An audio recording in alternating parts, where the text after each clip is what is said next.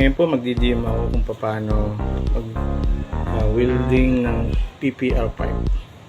Ito po yung tinatawag na PPR welding machine.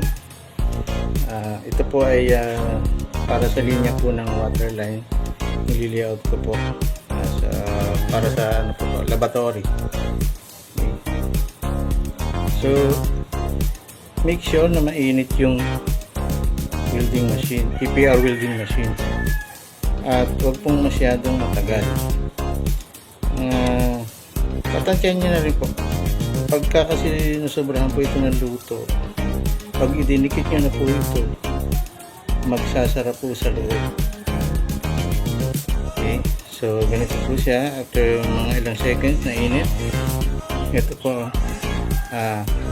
ididikit nyo na po siya. Yan, dahan-dahan lang po ang dikit. Kasi hindi rin po pwedeng masyadong madiin kasi baka magsara nga yung butas. So tapos silipin nyo na po, make sure na diretso po, kasi once na hindi nyo po nasilip yan at pumaling, ay steady na po yan dun. So ayan yan, linya po ito para sa ano to, para sa water line. Okay, sabay po.